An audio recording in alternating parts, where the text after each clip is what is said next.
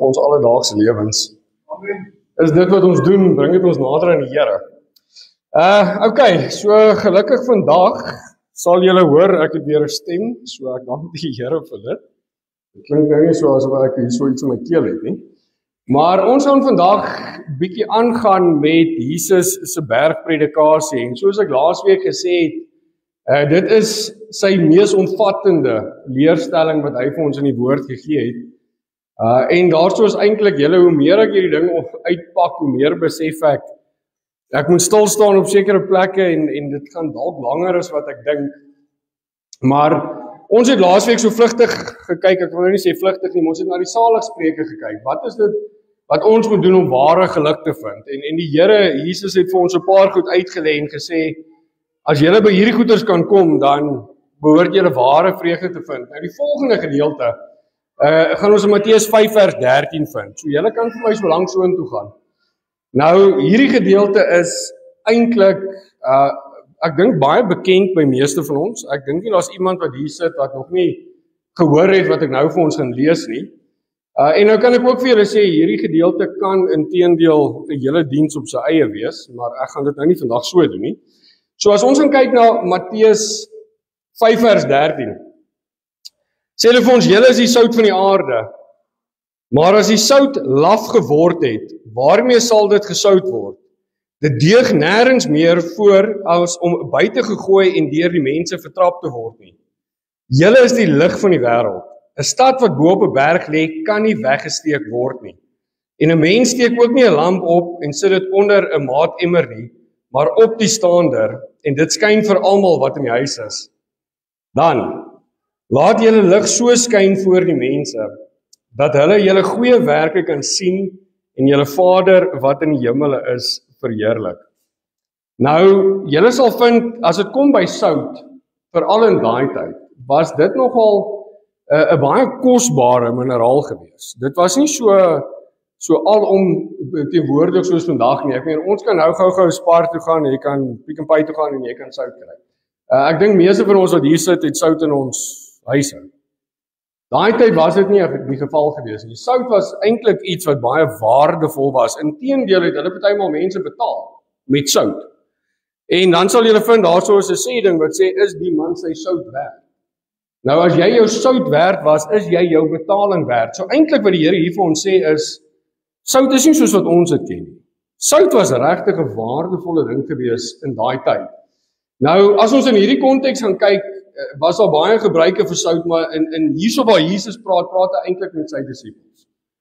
En hy sê vir sy disippels, julle moet uitgaan en julle moet die sout gaan wees. Julle moet hierdie waardevolle evangelie in die wêreld gaan verkondig. Maar dan waarsku hy ons ook, as hierdie sout laf geword het, wat doen ons dan met? Dit help veel, jy kom op 'n punt waar jy wegspring vir die Here, jy's vol moed en jy's vol krag en ek het dit al so baie gesien. Ek dink dis baie mense wat dit al persoonlik beleef het. Jy spring weg vol moed, vol bravado, en dan so 'n paar maande later dan koel 'n mens bietjie af, en eintlik sê Jesus hierso, moenie toelaat dat dit gebeur nie. Moenie toelaat dat jy afkoel nie. Nou, die ander ding waarna ons sal kyk is, as hulle kyk na die lig van die wêreld.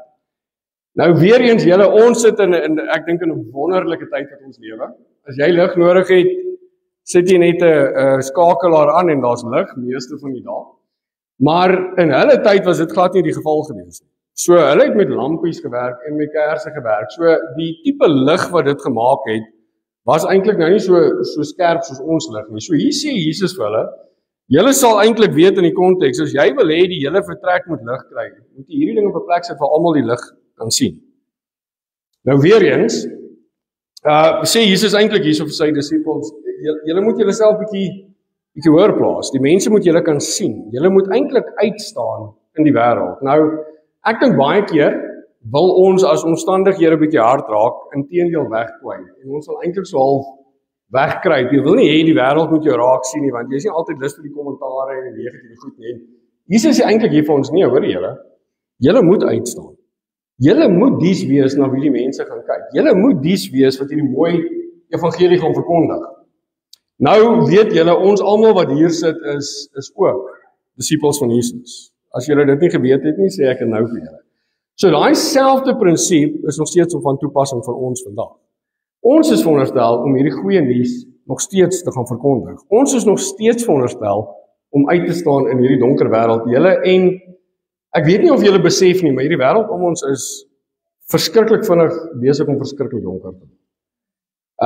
As julle gaan kyk wat om ons gebeur, ek kyk nou die dag toevallig is Leon besig met 'n cartoon. Ek weet nie, ek het die mooi Afrikaanse woord gesoek. Dit gaan oor Jurassic Park. En hier is 2 meisiekinders wat mekaar tog te lekker soen in die storie en ek kry amper hartaanval. Ek sê vir Boetie, wat's dit? Nee, maar pappa, hulle gaan opbreek. En ek sê vir nee, my kind, jy verstaan nou nie mooi nie. Hierdie nonsens, vir die mooi woord, sit ons sommer nou af. Maar ons kinders word so geïndoktrineer met dinge van die wêreld en ons kom dit nie eens agter nie. En Jesus sê hier vir ons, julle moet een ding besef. Julle moet gaan uitstaan. Julle, dit is ons mandaat. Elke persoon wat hier sit vandag, en ek het dit laasweek ook vir julle gesê, ek praat met julle as boeties en sissies. Ek praat met julle as medegelowiges. So as Jesus hier vir sy disippels sê, gaan uit, gaan wees die lig, gaan wees die sout in die wêreld, dan is dit ons almal wat hier so sit vanoggend. Nou ons moet besef, die goeie nuus is eintlik slegs goed. As die mense weet hoe sleg af hulle is sonder hierdie goeie nuus. Het julle al gedink as jy vir iemand wil vertel, die Here is eintlik jou redding, as hy nie voel hy het 'n redder nodig nie. Julle weet, dit is soos hy sê ding, die soet is nie so soet as jy nog nie die bitter geproe het nie. Die mense moet besef hoe vervalle is hierdie wêreld, dat hulle kan besef hoe nodig hulle hierdie evangelie van Jesus Christus nodig het. As jy nie besef hoe sleg is jou situasie sonder die evangelie nie, gaan jy definitief ook nie eintlik die goeie nuus wil hoor nie, want dan gaan nie vir jou goeie nuus wees nie, want jy gaan dink jy is eintlik goed. Julle voordat jy die Here begin dien het, kan ek julle beloof, ons almal eintlik in hierdie donker gat gesit. Nou in Markus verwys hierdie stelling en hy sê so 'n bietjie ietsie ekstra by. As julle Markus 9 vers 15 lees, dan sê dit dat ons moet die sout hê en die vrede met mekaar moet onderhou. En dis vir my ironies dat weer eens, ons het laasweek ook na dit gekyk. Jesus is nogal baie ingestel op vrede tussen ons. En ek het dit al gesê, julle, as ons nie vrede onder mekaar kan hê nie, hoe gaan ons vir die wêreld daar buite die evangelie gaan verkondig as ons nie eers oor die weg kan kom? Julle weet, 'n huis wat verdeeld is, sal nie bly staan nie. So ek dink regtig dit is baie nodig dat ons moet seker maak, en dit is vir my daai vee jou eie stoep eers skoon. Ons moet seker maak hierso. Ons is boeties en sissies. Ons het die vrede en die liefde van Jesus Christus in ons harte sodat ons uitgaan. En dan Filippense 2 vers 15. Sê sodat julle onberispelik en opreg kan wees, kinders van God sonder gebrek te midde van 'n krom en verdraaide geslag, onder wie julle skyn soos ligte in die wêreld. Julle, daar's nie 'n tyd soos nou vir ons om in hierdie krom, verdrukte, vuil wêreld begin skyn soos ligte nie. Julle, dit val om ons uit mekaar uit. Ons kan nie meer op ons hande sit nie. En weet julle wat's die hartseer realiteit? Ons sal baie keer verwag, maar daar is groepe wat dit doen. Hier is 'n groep by Jesus is lig wat elke Sondag uitgaan. Julle, dis nie hulle werk nie. Dis ons almal se werk. Ons sit baie keer so terug en dink ons, ja, maar dis die ou wat daar voor sit, dis sy werk. Hy moet die lig gaan skyn en die evangelie gaan verkondig.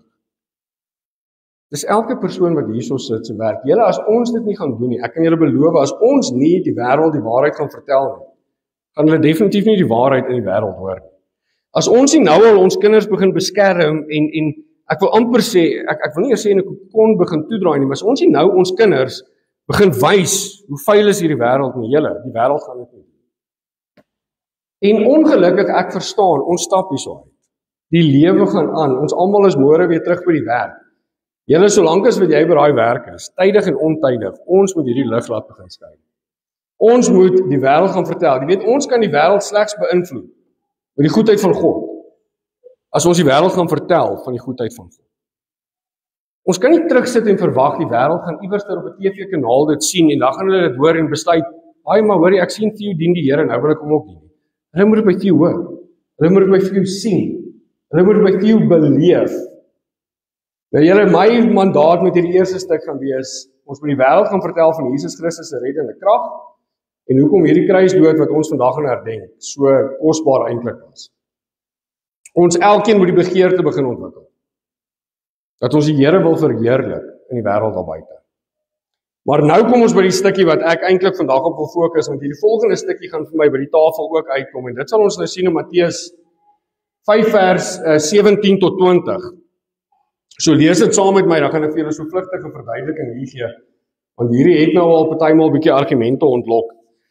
So in Matteus 5 vers 17 tot 20 sê, dis Jesus hier aan die woord, en hy sê, moenie dink dat ek gekom het om die wet of die profete te ontbind nie. Ek het nie gekom om te ontbind nie, maar om te vervul. Van voorwaar, ek sê vir julle, voordat die hemel en die aarde verbygaan, sal nie een jota of een titeltjie van die wet ooit verbygaan, totdat alles gebeur het nie. Elkeen dus, wat een van die minste van hierdie gebooie breek, en die mense so leer, sal die minste genoem word in die koninkryk van die hemele, maar elkeen wat dit doen en leer, hy sal groot genoem word in die koninkryk van die hemele.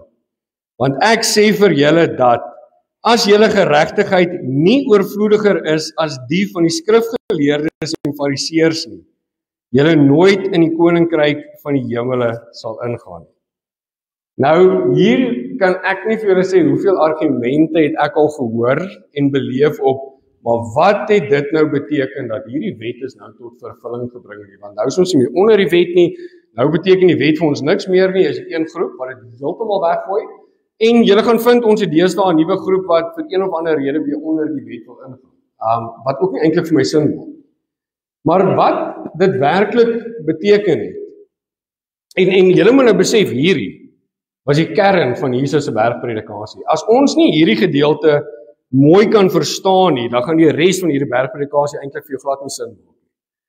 En julle sal nou sien, as ons verstaan wat hy bedoel het met hy die wet tot vervulling gebring, maar die wet het nie weggeval nie, dan sal ons dalk ook in die toekoms bietjie anderster na die wet kyk en hoe ons die wet partymal wil gebruik.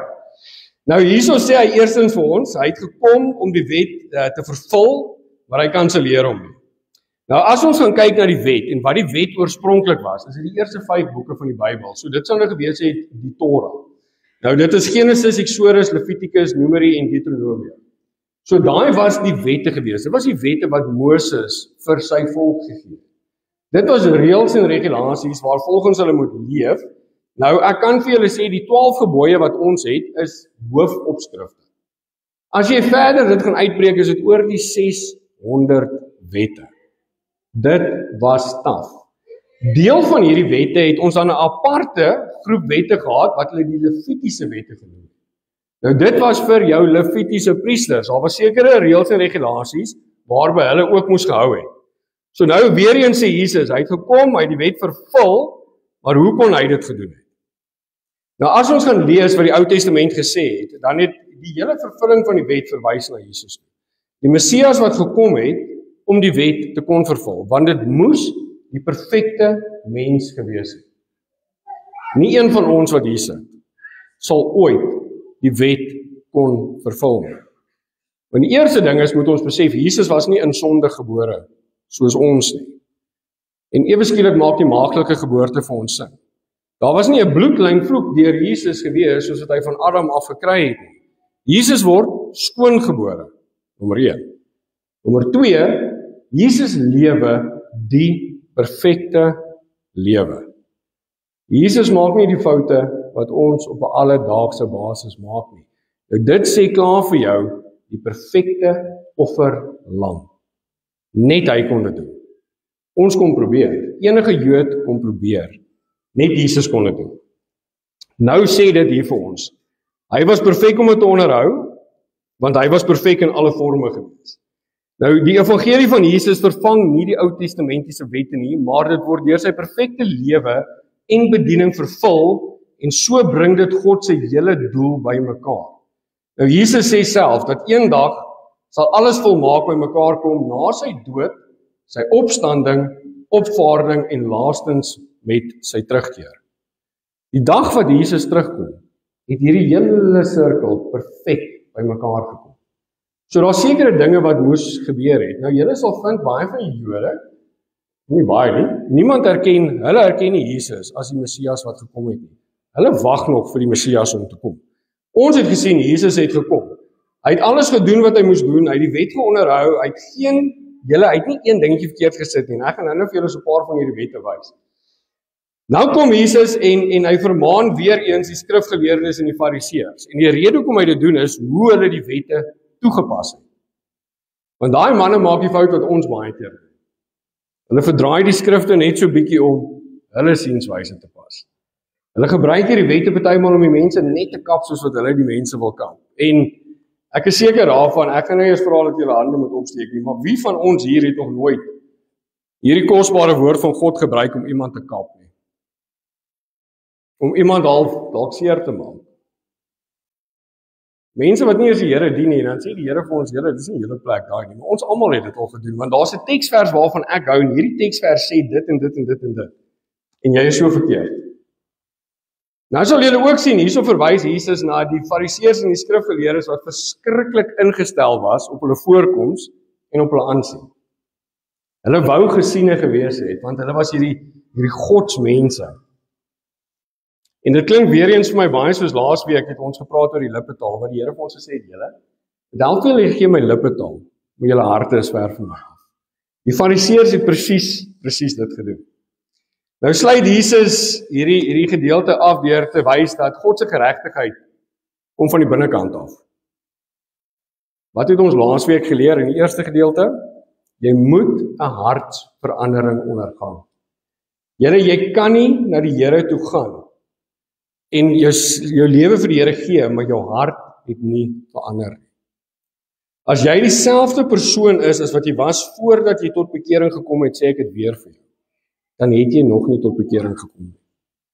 Jy moet verander van die binnekant af, en Jesus se disippels sal God se geregtigheid uitleef met daad, nie net met mond nie. So Jesus wys hier vir ons dat ware geregtigheid, ware kinders van God, sal uiterlike gehoorsaamheid ook betoon. Nou gaan ek vir julle 'n dingetjie vertel, en ek kry eintlik te skaam om dit te vertel. Ons ry Vrydag aand Nelspruit toe, want daar's fout met my kop, dink ek. Ek wil in hierdie bloedige hitte natuurlik gaan hardloop het, maar daar's soveel mense op die pad wat my so frustreer. Julle en hierdie man is 'n cheap cracker in daai kar. Dat my kind op 'n punt vir my sê, "Pappa, jy maak my bang." Dat ek so aangekla voel want ek besef ek lewe nie God se ware geregtigheid oor my kinders nie, ongeag van my omstandighede. Hoe ek myself hanteer is verkeerd, van die wêreld kyk aan. Dit help veel ek getuig die Here met my lippe, maar my leefstyl wys dit nie eers. Julle, dis vir die hartseer as ek partymal na mense kyk en dan sê iemand, het jy gehoor, hy dien die Here, en jy dink, nou wys. Daai ou, daar's nie 'n way nie. Julle, dis nie veronderstel om so te wees nie. Die mense moet kan sien jy dien die Here. Dit moet uiterlik ook sigbaar wees. Nou kan ons hierso sien God verlang weer eens na 'n rein hart. Julle, hy sit vir 'n rede, soveel emphasis op dit. Hy soek ons harte om te verander. Want ware heiligmaking kom deur die hart. Nie deur leë godsdienstige rituele nie. Julle, ek sien 'n keer op keer mense wat die regte godsdienstige goedjies sê, die regte godsdienstige goedjies doen, die regte godsdienstige WhatsApp stuur, statuses opsit, al die tipe klas van dinge. Dit beteken zilch. As jy nie jou hart vir die Here gegee het nie. As jy nie gedaanteverwisseling ondergaan het nie. Dan moet ons ook besef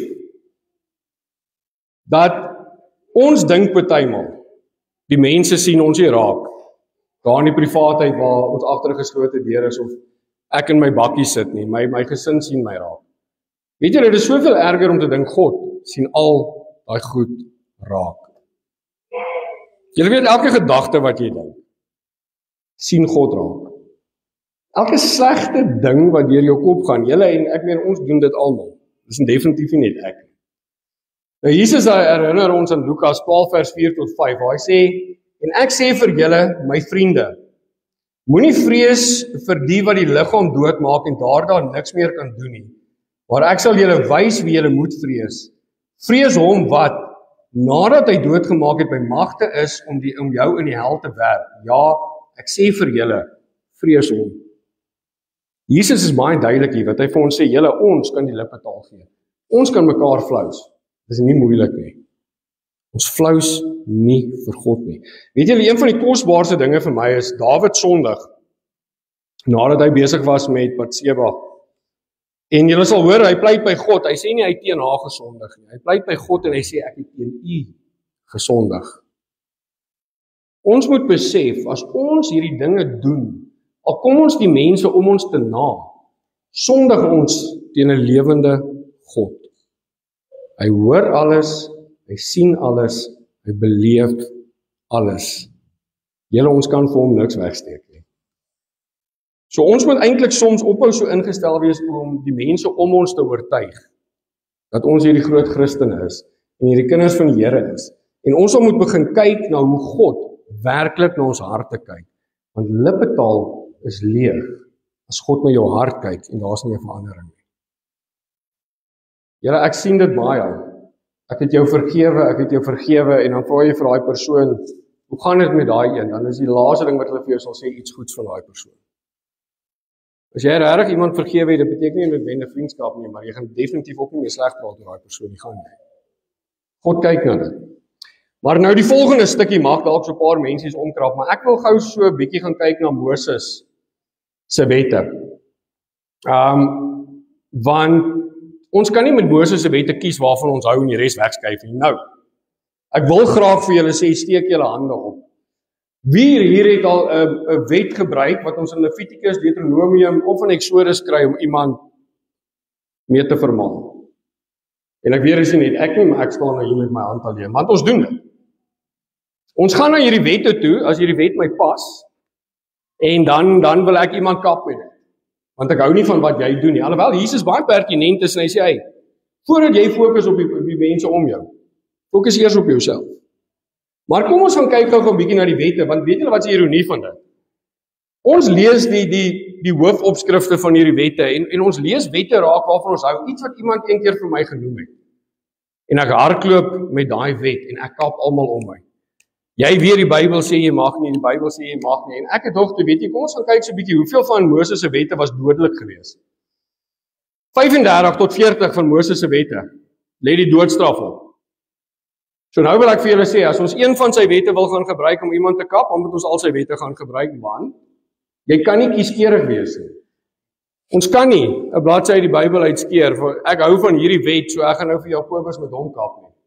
Maar jong, ek hou nie van hierdie wet nie, want hy kap my, so ek gaan hom ignoreer.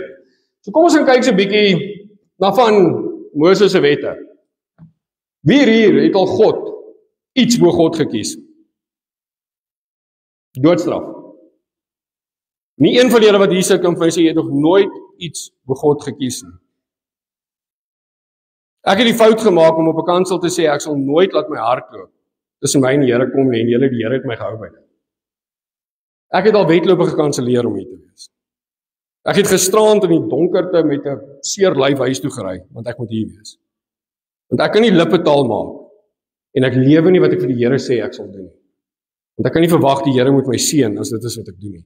As jy al ooit iemand of iets bo God gekies het, verdien jy die doodstraf. Volgens die wet. Wie van julle het al ooit enige seksuele sondes gepleeg? Moenie hande opsteek nie. Volgens die wet, doodstraf. Wie hier het al God gelaster? Doodstraf. Wie het al God se woord verdraai? Doodstraf. Wie het al omgang gehad voor die huwelik of buite die huwelik? Doodstraf. So as jy hierdie wet op ander mense wil toepas, was dit eers op jouself toe. Dis hard. Want ek het 'n kleintjie dood, as ons God se woord verdraai, om mense in die grond in te trap, waar ons eintlik God se woord moet gebruik om mense op te bou en nader aan hom te kry. Hierdie moet vir ons almal 'n eye-opener wees. Hou op wette gebruik wat nie op ons van toepassing is, om mense in die grond in te trap as jy dit nie op jouself wil gebruik nie. Dit is vir my bitterlik ernstig. Ek kan nie vir julle sê, julle kan vir Simon hy vra, my tone krul om, as ek sien hoe mense God se woord gebruik om mense oor die kop mee te slaan, dan dink ek, waar is die liefde van Jesus Christus? Hoekom kry julle nie die mense nader aan die Here nie? Nou dryf julle die mense verder weg van die Here af. Weet julle, God sê vir ons, moenie die wêreld oordeel nie, want hy gaan die wêreld oordeel. Maar dan veroordeel ons die wêreld so deur hierdie wette op hulle toe te pas. Ons gaan sê vir die meisiekind wat 'n buite-egtelike verhouding gehad het of buite die huwelik swanger geraak het, hoe sleg is sy. Sy gaan hel toe, maar waar is die liefde van Jesus Christus? Dan sê my daai kind wat uit daai daad uitgebore word, was dit 'n glips gewees, en die Here nie geweet het kom. Daai kind nie verdien om hier te wees nie. Is dieselfde vergifnis en die genade wat vir ons beskikbaar is, nie ook beskikbaar vir daai mense nie. Maar ons trap hulle in die grond in, want ons vat hierdie kosbare woord van God uit konteks uit om mense mee seer te maak. In plaas van vir mense te sê, hierdie kosbare woord van God sal jou herstel, dit sal jou heel maak, dit sal vir jou 'n liefde en 'n passie gee vir 'n lewende God. Ek wil jou opbou en nader kry in die Here. Ek wil jou nie wegdryf van God af. Julle kan ons vir eens besef, as jy jouself onder die wet wil plaas, haal jy jouself onder God se genade uit, en ek gaan dit gou vir julle wys in Galasiërs 2. In Galasiërs 2 kry ons Jode wat tot bekering gekom het, hulle word Christene, maar soos die mense is, we are wat hulle noem in Engels creatures of comfort. Ons wil weer terugval in dit wat ons gewoond aan is, dit waarmee ons gemaklik is, en hiersom skryf Paulus vir hulle eerstens in Galasiërs 2 vers 21. Ek verwerp nie die genade van God nie, want as daar geregtigheid deur die wet is, dan het Christus te vergeefs gesterwe. As ons onder die wet wil bly, beteken hierdie tafel vir ons niks. Jesus se kruisdood beteken dan eintlik vir ons niks. Maar die tweede een, Galasiërs 3 vers 10 tot 11.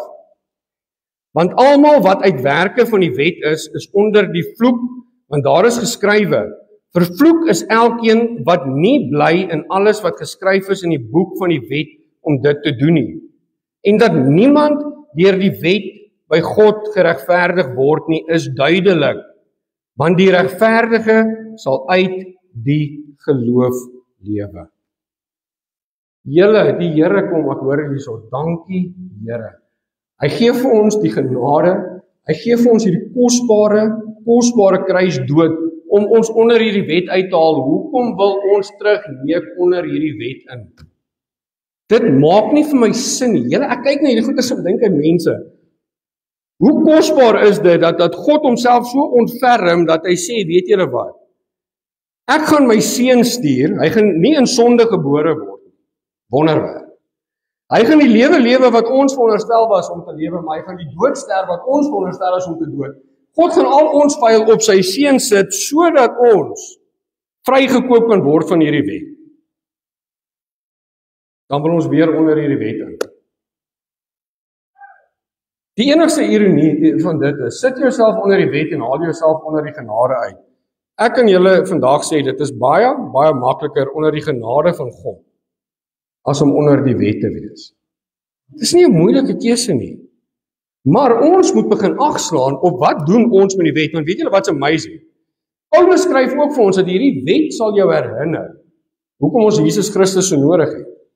Want as ons nou na die wet gaan kyk van hoeveel kere moes daar doodstraf opgelê gewees het, dan besef jy, Here Jesus, ek het U so nodig. Die wet herinner my van Jesus Christus.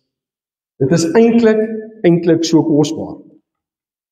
Julle, ons moet eintlik vandag net begin dankbaar wees dat ons nie meer onder die wet hoef te lewe nie. Ons gaan nie meer die wet gebruik om mense te oordeel nie. Veral nie as hulle buite die 4 mure van hierdie kerk is nie. God gaan die wêreld oordeel, want dit is God se plek om te oordeel. Nie ons nie. Weet julle wat is ons plek by die wêreld? En wees disippels, en skyn die lig en wees die sout van die aarde. Gaan vertel die mense van hierdie kosbare Christus wat ons dien. Sy kosbare kruisdood wat ons vrygekoop het van hierdie, ek wil amper vir julle sê, 'n wet wat almal sou geknaak het. Julle, ons kan eintlik plain en simpel net bedaar. En ons kan doen wat God van ons verwag het. Ons is in die posisie. Ons is in so 'n bevoorregte posisie wat God vir jou sê. My genade wat ek vir jou gegee het, die vergifnis wat ek vir jou gegee het, is vir hulle ook beskikbaar. Gaan vertel die mense. Julle weet die evangelie beteken die goeie nuus. Die goeie nuus is, ons kan in verhouding staan met Jesus Christus. Die goeie nuus is, ons almal kan dit doen, nie die ou wat hier voor staan. Julle, ons mag ons boeties en sissies vermaan. Die woord van God sê dit vir ons. En ek sê dit elke keer, dan doen ons dit met liefde en ons doen dit met deernis. Ons doen dit nie om ons boeties te vertrap nie. Ons hoef nie ons boeties en ons sissies te verskree nie. Ons kan dit met dieselfde liefde doen as Jesus Christus. En ek hoor baie keer dan sê mense vir my, ja, maar onthou, Jesus het by die tempel ingeloop en die tafels omgegooi, nou ek voel op partymal so. Maar as jy gaan kyk in konteks wat daar aan die gebeur was en hoekom Jesus dit gedoen het, was dit eintlik nie 'n algemene ding van Jesus se bediening nie. Hierdie ouens was besig om mense uit te byt in God se huis. Dis nie ons plek nie, maar ek wil ook vir julle nou een ding sê, wat julle moet onthou. As ons 'n vermaaning kan uitdeel, moet ons 'n vermaaning kan aanvaar ook. Dit is baie maklik om jou opinie te lig en jou sê te sê. Baie. Dit is nie altyd so lekker om aan die ander kant te sit en 'n ander persoon se opinie te moet aanvaar. Dit is nie altyd so lekker as iemand vir jou sê, ja maar, nou ek weet ons doen dit baie keer, iemand sê vir jou, hoor hierso, jy trap bietjie uit en dan het jy so lang lys om wat hy uittrap. As ons mekaar vermaan, is dit om mekaar nader aan die Here te kry. As ons mekaar vermaan, dan doen ons dit met liefde. Ek doen dit nie omdat ek jou wil seermaak nie, ek doen dit want ek wil seker maak jou verhouding met God is nog reg. Maar weer eens dan sê dit vir ons, haal eers die balk uit jou eie oog uit. Jy moet so versigtig wees, voordat jy mense onnodiglik vermaan. Net omdat iemand iets doen waarvan jy dalk nie hou nie. Dis nie te sê wat hy doen is verkeerd nie. Julle weet in Spreuke sal ons lees dat partymal is dit is nie die verkeerde ding om soms net jou mond te hou nie. Spreuke sê inteendeel vir ons, ewen 'n sot kan partymal wys voorkom, net deur stil te bly. Wat eintlik vir ons sê, julle al irriteer iets jou van iemand, jy hoef dit nie altyd vir hulle te sê nie. Jy hoef dit nie altyd onder hulle aandag te bring nie. Daar's baie goedjies wat 'n ou bietjie krap en weet jy, partymal moet jy net aan die ander kant toe kyk. Partymal moet jy net opkyk na die Here toe. So wees versigtig as jy gaan vermaan, want jy moet weet jy gaan ook vermaan word. Ek dink van vandag af moet ons op ons knieë gaan, ons moet die Here dank. En ons moet eintlik regtig die Here dank dat ons na die wet kan kyk, sien hoe swaar en hard hierdie wet was, en dan kan ons opkyk na die kruis en ons kan opkyk na Jesus Christus en ons kan besef hoekom ons dit so nodig gehad het. En dan kan ons besef hoe kosbaar was Jesus Christus in sy volmaakte lewe. Julle, en dit maak nie saak hoe grand jy dink jy is nie. Jy sou gevou het onder die wet. Niemand hier sou dit gemaak het. Die wet herinner ons het Jesus bitterlik nodig. Maar weet jy, ons sal wel eendag nog sien dat al dink ons kan die wet gebruik het om mense te vermaan, van God het vir ons baie duidelik maak dat ons is nie meer. En ek is dankbaar vir dit vandag.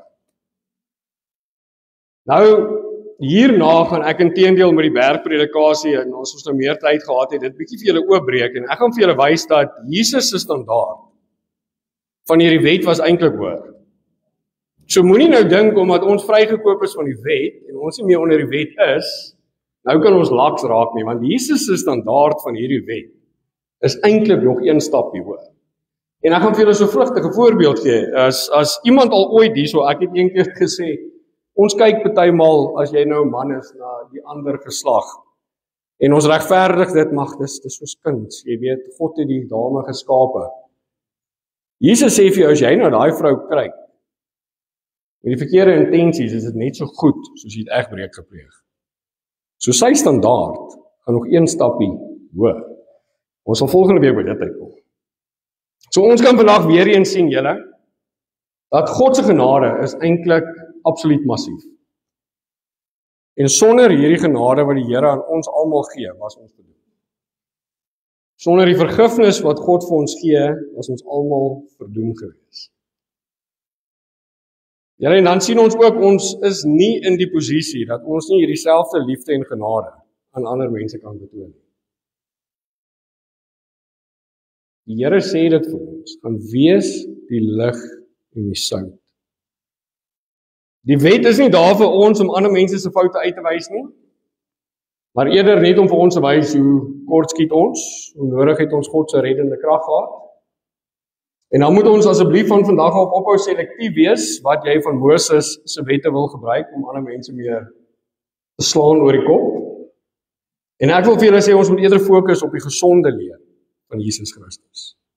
Ons moet fokus op sy evangelie en ons moet fokus om die mense te gaan vertel van die God wat ons dien. Julle ons moet die lig in hierdie donker wêreld gaan wees. Daar's nie 'n beter tyd as nou nie. Ons gaan die evangelie verkondig op elke geleentheid. En een ding waarvan ek hou is jy nie 'n geleentheid het nie, skep jy.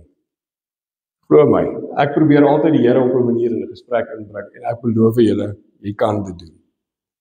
So skep geleenthede om die mense van die Here te vertel. Weet julle wat vir my, as jy dink die Here wat jou vrygekoop het, wil jy dit nie vir ander mense ook hê. Wil jy nie die ander mense moet ook hierdie vreugde ervaar, hierdie vrede ervaar wat jy in jou het nie. As jy dit werklik het, gaan jy dit wil deel. Julle, ons moet die wêreld positief gaan beïnvloed. En dan wil ek ook vir julle sê, ons heiligmaking begin in ons harte. Jesaja 52 vers 7 sê dit eintlik vir my so mooi.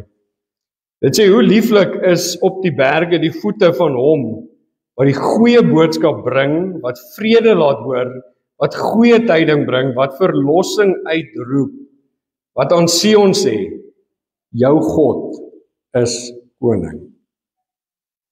Julle, ek het dit al soveel keer gesê, ons dien nie net 'n asemrowende lewende God nie, maar ons geloofstruktuur waarin ons glo is een van die mooiste, kosbare gelowe in die wêreld. Ons het 'n geloof van liefde, 'n geloof van vrede, 'n geloof van omgee.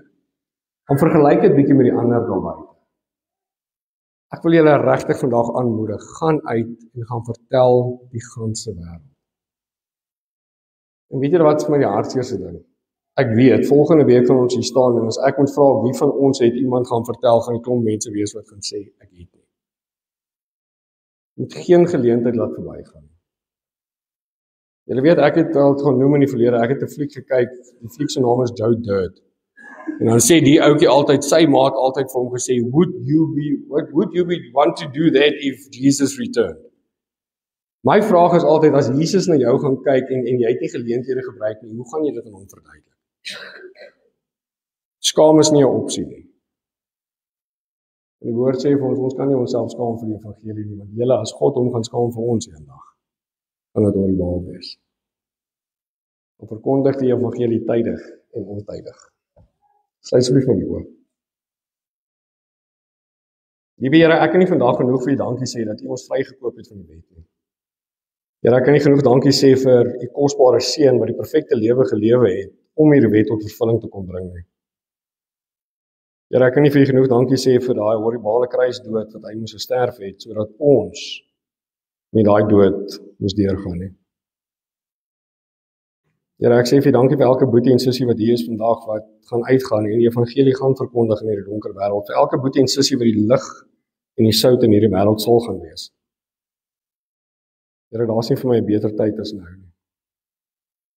Here, ek vra asseblief dat U ons sal bemoedig, dat U vir ons die krag sal gee, dat U vir ons die insig en die wysheid sal gee.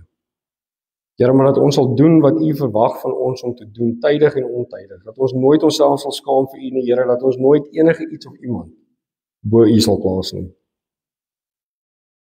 Here, ek dink nie ons kan ooit genoeg dankie sê vir daai kosbare bloed aan daai kruis nie.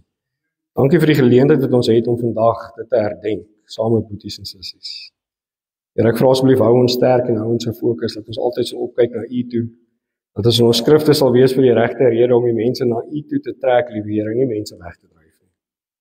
Dat ons die lopende voorbeeld sal wees van kinders van God wat 'n hartsverandering ondergaan het.